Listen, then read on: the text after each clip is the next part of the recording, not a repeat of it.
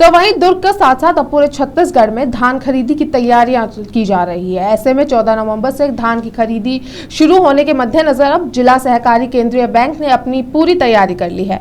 Bank ने 20 ATM संचालित किए हैं और अब किसानों को 20,000 की जगह 40,000 रुपए तक निकालने का विकल्प मिलेगा। इसके अलावा छत्तीसगढ़ का पहला एटीएम, जो कि पिछले 6 महीने से खराब पड़ा था, अब नई मशीन से बदलने का फैसला किया गया है।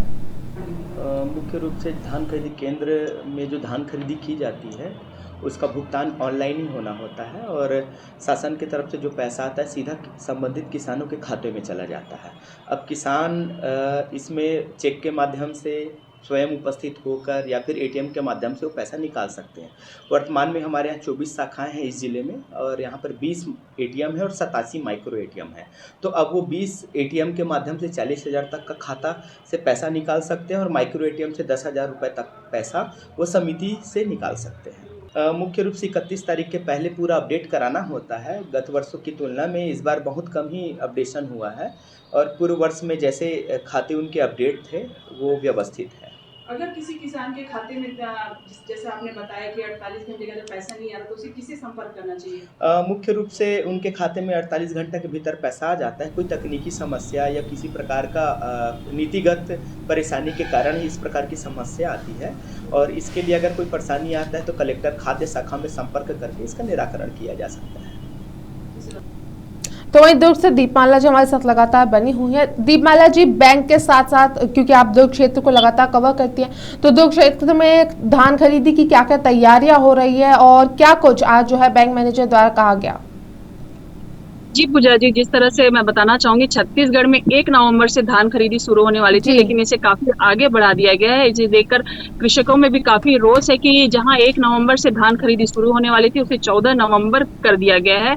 और धान खरीदी को लेकर पूरे जितनी सोसाइटी है वहां पे तैयारियां शुरू कर दी गई हैं। बरदाने वगैरह झारे पहुंचा दिए गए हैं। साथ ही कलेक्टर महोदय द्वारा भी बताया गया है कि हम हर जहाँ पे धान खरीदी होगी हर केंद्र का निरीक्षण करेंगे और कृषकों को किसी तरह की अगर शिकायत हुई तो हम तुरंत ही उन शिकायतों का निराकरण करेंगे। जी दीपमाला जी, जैसा कि 20 एटीएम की बात की गई है कि अब जो है नए 20 एटीएम लगाए गए हैं जिससे कि किसानों को फायदा मिल सके, तो क्या कुछ फायदा इन 20 एटीएम से किसानों को होने वाला है?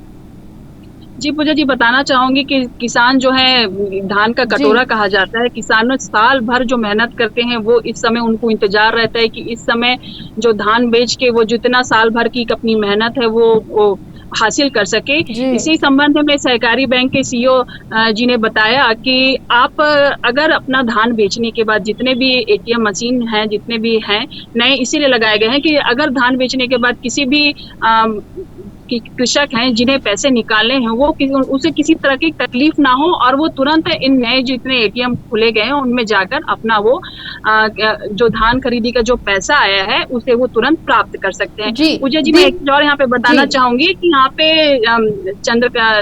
चंद्राकर जी ने बताया है कि अगर आपके खाते में 48 घंटे के अंदर पैसा नहीं आता है तो आप तुरंत जाके नजदीकी खाते विभाग में जाके संपर्क कर सकते हैं कि किस तरह से हमारे अभी तक खाते में पैसा नहीं आया। और एक चीज उन्होंने और अपील की है कि जितने भी कृषक हैं वो जाके बैंक में अपना खाता एक बार जरूर अपडेट करा लें। जी पूजा जी। जी, इसी के साथ दीपमाला जी, जिसके हमने सुना कि 20,000 की जगह 40,000 रुपए निकालने का विकल्प अब दिया जाएगा, तो जो 40,000 रुपए तक की निकासी है उसकी अनुमति कब तक लागू की जाएगी?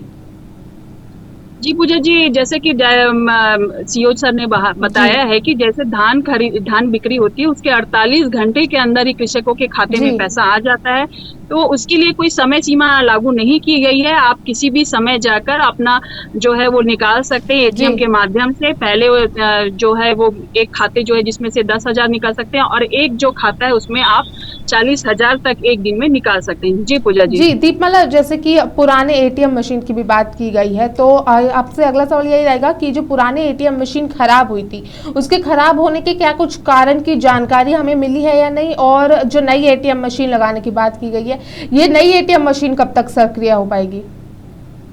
जी पूजा जी, जैसे कि पुराने एटीएम मशीनों की खराबी के संबंध में आपने पूछा, हो सकता है कि जी। कुछ तकनीकी दिक्कतों की वजह से हो। कुछ जगहों पर होता है कि कुछ लोगों के द्वारा एटीएम जी। को जानबूझ के नुकसान पहुंचाता है। तो काफी जगह ऐसा भी हुआ है। इसी वजह से कई एटीएम खराब हो गए हैं। और जी। नए एटीएम मशीनों के बारे में मैं आपको बताना चाहूंगा कि जगह अभी धान खरीदी शुरू होने से पहले ही कई जगहों पे नए एटीएम मशीन को चालू कर दिया गया है, ताकि जो कृषक हैं वो जल्द से जल्द अपने साल भर की कमाई को, अपनी मेहनत को तुरंत हासिल कर सके। जी पूजा जी। धन्यवाद दीपमाला जी, आगे आपका रुख करते रहेंगे।